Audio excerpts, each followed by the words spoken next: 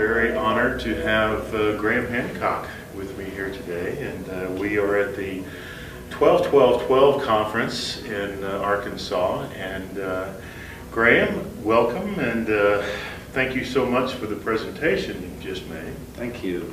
Thank you. You spoke a lot about the parallel dimensions, about visionary plants, and I certainly have had a similar path in which... so interesting that we've been on this parallel track. Well, I lived outside the United States a great number of years, and spent 9 years in South America. And I had the opportunity to try ayahuasca in Bolivia, and it had a profound effect on me. And certainly wasn't recreational, but it opened me up to view the truth. I saw many of the things about myself that I needed to correct. And exactly the same experience with me. I encountered ayahuasca initially because I was researching a book. Yes. And I've always been a hands-on researcher. That's why I spent 6 or 7 years scuba diving, looking for underwater ruins. Right. And when it came to the impact of altered states of consciousness on human evolution and on the human story, it was obvious that I had to go and experience those states of consciousness myself. And I chose to work with shamans in the Amazon jungle. And what began as a research project transformed into a life's work for me, because when I drank ayahuasca, it had a transformatory effect on me. And I realized, although it's very difficult and very painful sometimes, the experience, both physically and emotionally, that I was learning important lessons from it. And I needed to learn those lessons. Did you have the deep experience the first time that you did? No, I didn't. It took a few sessions before I started to have what I would describe as really deep experiences, which challenged me and faced me with things that I needed to deal with, and also opened up for me what I could only describe as seamlessly convincing parallel realms, where I encountered other intelligences that were communicating with me telepathically. This did not happen overnight. It was work, and I think actually it's often the case that ayahuasca has, not with everybody, but ayahuasca has work to do with our bodies first, before it reveals those realms, and we need to cleanse and purify. Well, it's interesting. In my case, I told a brief story about how a coincidence occurred where I met a shaman in Bolivia, not the one that I was necessarily originally looking for, but turned out to be someone that I felt a lot of connection to, and is an absolute master. Right. And the first time that I did it, I did have the experience, and he didn't expect that to occur. The same thing happened when I went back 6 months later. What happened that first time was in many ways like what my Christian upbringing would describe as the judgment. I went through an entire process of feeling the pain and hurt from the source, from people that I'd heard, from their perspective. And went through my entire life that way, and then the reverse, where everyone that had ever hurt me or programmed me, particularly my father, I spent a lot of time releasing, but it felt like real time. And I was so happy when I started waking up to realize that I was still alive. I still had a chance, and I could get it right. And absolutely, when I came out of that experience, I made phone calls to people to let them know, 35 years ago, I did something with you that I'm not proud of. Please forgive me. Please forgive me. Yeah. I've been through that same process myself. Over the years, I first started drinking ayahuasca in late 2003, and since then, it's been an almost yearly practice for me. I've had about 40 sessions with ayahuasca, and I learn something new every time, and that judgment, that sense of being in the judgment, or what might be called the hall of judgment. Yes. In the ancient Egyptian tradition.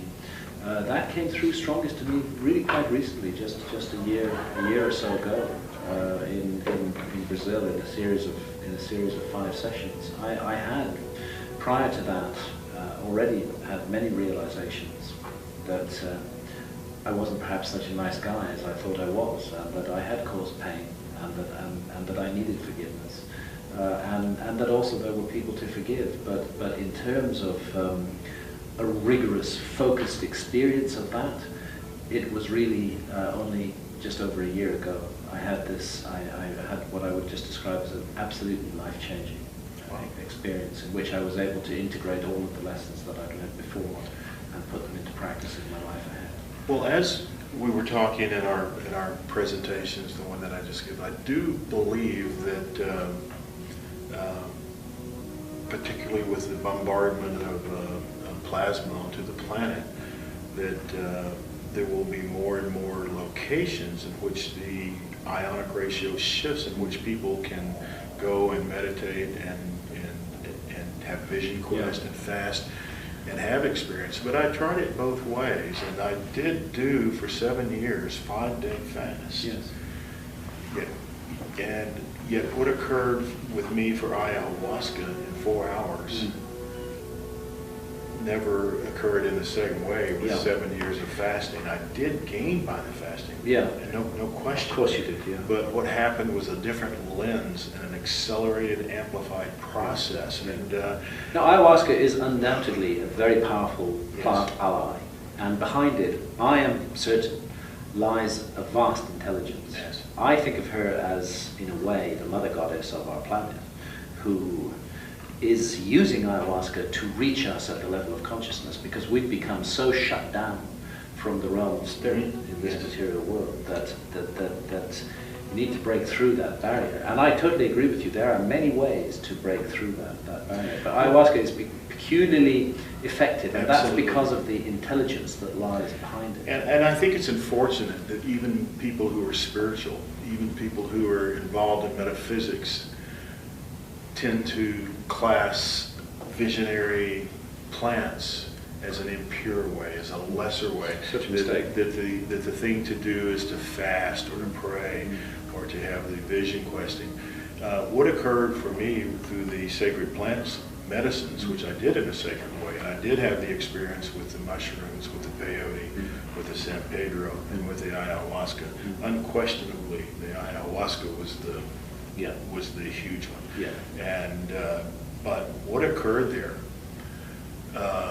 as the shaman expressed to me, I completed karma from 10 lifetimes in 4 hours.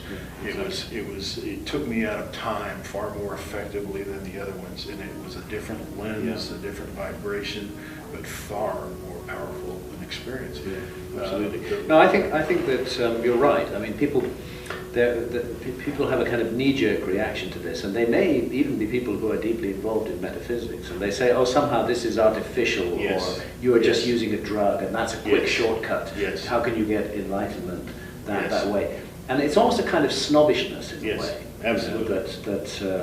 That they believe that their method is superior to There's a self-righteousness about it, and that is so wrong. Yes. I think the truth is, no method is superior. We have many ways to pass through the veil and to see the unseen reality that surrounds us. And what's right for one person may not be right for another person. And fortunately, nature has gifted us, the universe has gifted us with many doorways through the veil. Yes, and ayahuasca is one of those doorways. Yes. And I have to say, from my experience, an enormously effective one. But I would not put down somebody else who said, well, I don't want to take ayahuasca. Yeah. I want to get there totally by fasting. Absolutely, go for it. That's right and proper. But what that person shouldn't do is then turn around and say, and your method of getting there is inferior to mine, because that's not the case. And in fact, ayahuasca is extremely hard work, as we both know, both at the level of taking the brew, which involves quite severe physical and emotional and psychic consequences, but also at the level of what you do afterwards. That's really where the work begins. This is what I try to get across to people. This is not a magic pill. Yes. This is something that is going to open your eyes to what you need to do. And actually doing that, that's the work. That is the work, and that can take years. To overcome a lifetime of bad habits, to overcome a lifetime of negativity, to gradually transform it into something pure and decent and good, that takes work, and it takes constant application, and you can never, never, never let up. So I regard, and I'm grateful to ayahuasca for setting me on the path, but that is a path of work that I have to do. If I'm going to gain anything from it at all, I have to do the work. Well, I find that I had the unique experience of being an expatriate, being a foreigner for 33 years and coming back, and had a bit of a culture shock coming back into my own country. Mm-hmm. But I really was intrigued by your talk, and I've always been drawn to the words of Socrates that says, my citizenship is the world and my nationality is goodwill. Yeah, beautiful. And I think that there is a time now for us to start to move together. Yeah, to realize that we are one. Yeah. We are one. Yes. Humanity is one. We cannot be artificially divided by Yes. borders and boundaries and by artificial constructs like one religion or another, or by the color of our skin, Yes. or by our economic situation. Yes. We cannot be divided by this. We Yes. are one. And in the great totality, the oneness of humanity, we need to seek out like-minded folk who are like us and who we can construct something good with. Yes. And that cannot be defined by where we happened by accident to be born, or by the religion, but by chance we were born into and that was inculcated into us by our parents. We have to find our own way. That's why I make a strong emphasis on this whole issue of sovereignty over consciousness and adult responsibility. Absolutely. We must be sovereign over ourselves. Absolutely. And anything that works against that, we ourselves have to overcome it and move forward. 2012 represents so many different things to so many people.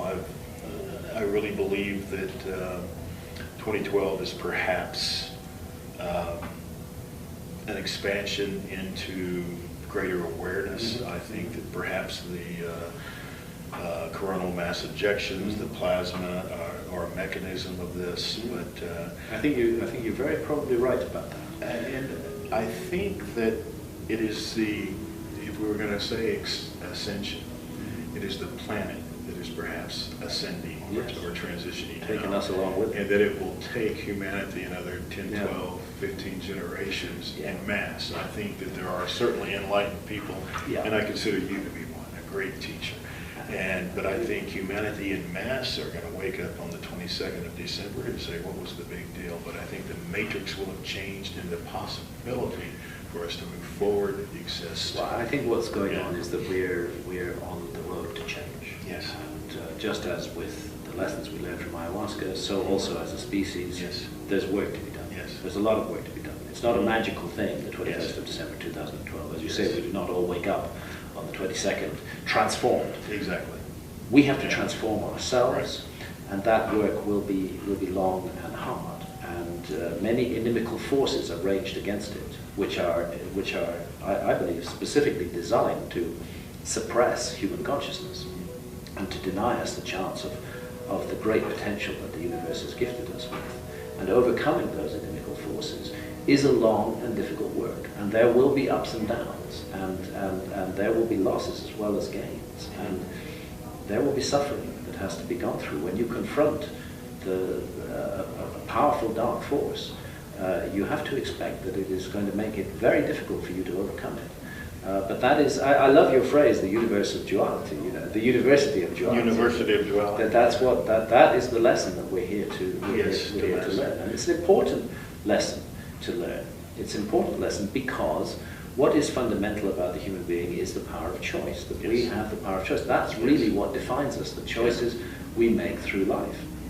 And in this university of duality, those are choices between good and evil, in Yes. very, very simple terms. Yes. and they are, both of those things are there to teach us. Yes. They're there to teach us. They're there to allow us to learn and grow and to develop, and gradually, perhaps through many lifetimes, to learn to make the right choices rather than the wrong ones. I heard the phrase once that there's a doctor on earth called cause and effect, and he makes house calls. That's a good one, yeah. Yeah. And you know, I also resonate what you said about places on the planet and how those can affect our consciousness. And you know, perhaps there was at one time an ancient science of this. Yes, absolutely. That you know, if we put ourselves in the right place and perform the right ceremony, this also can have a huge effect on consciousness and help us again to grow and learn and develop. And I think that while we think of the campestral societies such as the Native Americans, the Aborigines, the tribesmen who recognized certain places as places of vision, I think there were also before that a highly advanced society that knew how to align to stellar grids to perceive. The ancient notion, as above, so below, is profound. Yes. And it carries an enormous meaning. And it once was a system that was deliberately and carefully used for the benefit of mankind. Yeah. And that's another thing we need to recover. But we have work ahead. It's fascinating, actually. Well, you know, you speak about the need for us to have sovereignty, to recognize that there is something that tries to hold us back, and perhaps on a higher level, it is just the nature of our own purposed dream to have that duality aspect that forces us to learn how to master it. But I think our past societies, I think that certain societies that had a very high spiritual level probably didn't learn how to handle violence, probably didn't learn how to stop from the aggressive thing. Absolutely, and our society is like that today. Yes, our society today challenge. Has not learned how to handle violence. What would be the way that we handle that? How do we stop that without fighting head to head? You know, the statement that we'll never stop war by hating war. We'll stop it by loving peace. Well, this is a complicated story. Yeah. You know, because at one level, there are certain dark forces manifesting through the human creature. Yes. Which use violence. Yes. In such a calculated, horrific, vicious way that, unfortunately, possibly the only way to stop them is with counter-violence. I'm sad to say that, but I take the case of Hitler, for example. Yeah, absolutely. Take the case of Hitler. That was a demonic force loose in the world in human form, and that demonic force absolutely had to be stopped. It wouldn't. You couldn't wish that away. Yeah. You know, you had to, at a certain point, you had to stop that. And in a strange way, I regard myself as a pacifist, but in a strange way, that was a righteous war. Yes. That war had to be fought. I'll tell you something fascinating that's occurred to me before. I think that demonic force that we talk about with the Hitler regime surfaced a few centuries earlier. Yeah. As the Spanish Inquisition. Oh, my goodness, and here's what such wickedness. Here's what I've considered. I believe it was 1588, the defeat of the Spanish Armada. Yes. And in the belly of those ships was the Spanish Inquisition, an enormous army, backed by several countries in Europe that were coming to take Queen Elizabeth out of power. And install the Spanish Inquisition. Yes. But something happened. Something miraculous happened, seemingly against all odds, where those ships were destroyed by a force of nature. I've often wondered what caused that. Was that somehow a force that reached back in to alter a possible path, that we have these probable realities that can go certain ways? Is it possible that the defeat of the Spanish Armada was a greater part of human consciousness that diverted it away from that particular path? Very interesting idea. In order for us to move into the Ascension. Very interesting idea. I think it is possible. Yeah. The Spanish Inquisition was just one of the most grotesque instruments of evil that has ever been inflicted on the human race. And you know, its impact in many places. I spoke earlier today in my presentation about the cathars. You know, yes, the organization was involved in that. Yeah. That you know, it had to be stopped. Yeah. And in the case that you're talking about now, the universe seems to have come to our aid. And you know, I wonder about these ideas of probable realities and sort of a Rubik's cube that we as a collective consciousness put together, and perhaps all these realities do exist, but the one we choose that leads to ascension is one of many. But perhaps in some sort of way, we have already ascended. Maybe there's some part that comes back and helps navigate certain aspects of incidents like the Spanish Armada. And well, you know, it's not perhaps even stopped Hitler from developing atomic weapons. Yes, absolutely. I mean, the odds were that he was scientist that he could have done that. I know, but something happened. I know.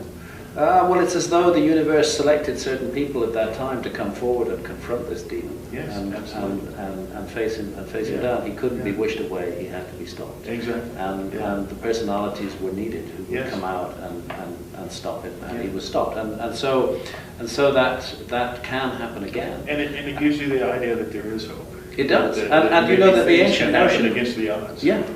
The notion of the guardian angel.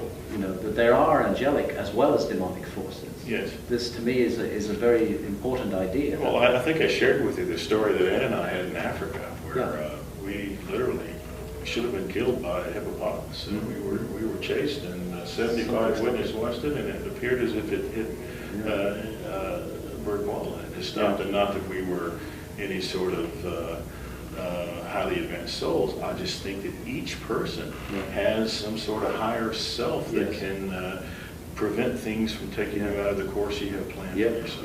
When that's a course you need to complete. Exactly. And it's not your time. That you don't want to have to come back and start all over again, and so there are forces that come to play to lead you toward It's very interesting, very interesting. And you know, the notion of the guardian angel does fit in with that. Absolutely.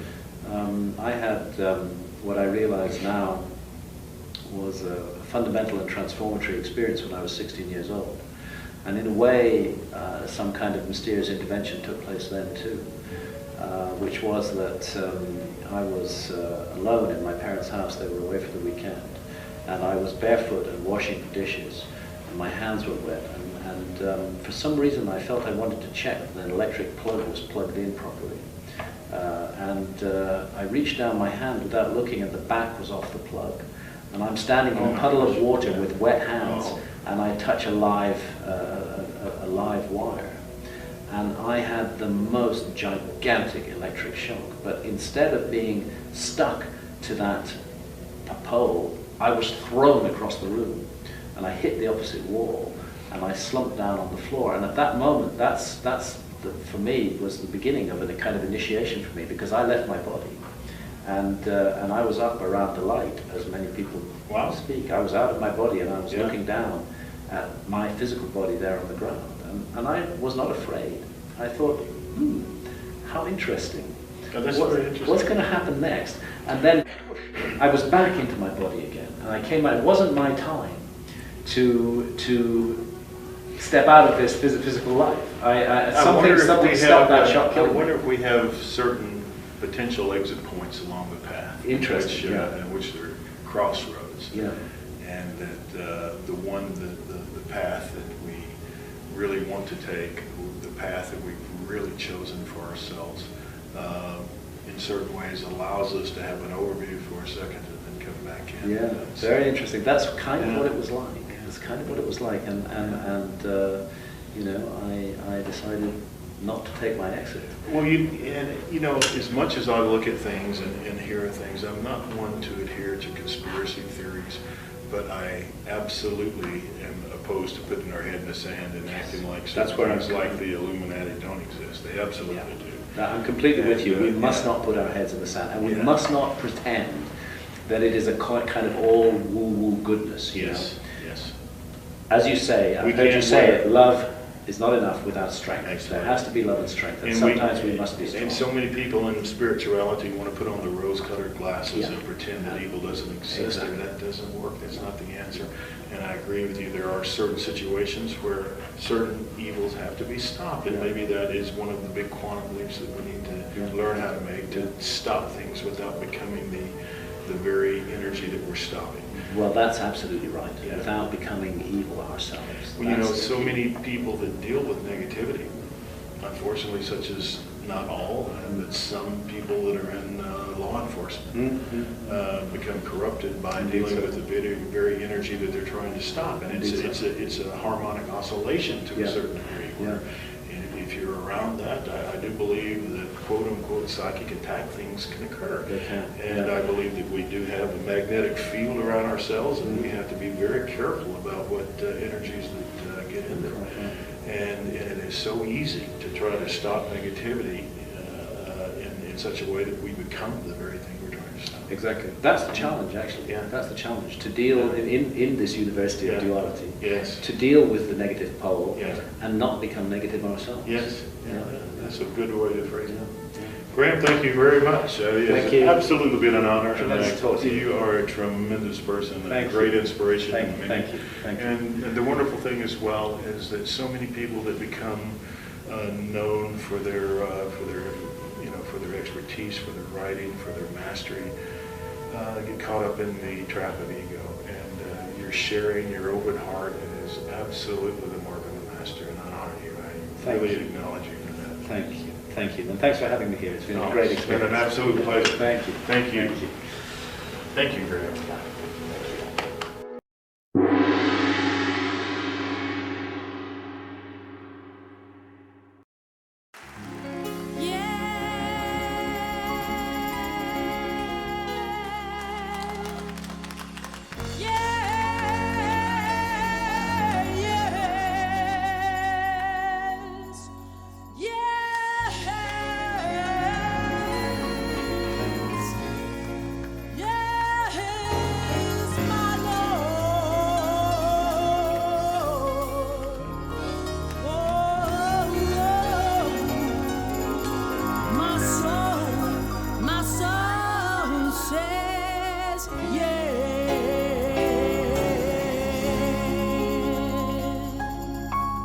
If I were you, I would say yes. Speak, Lord. Speak.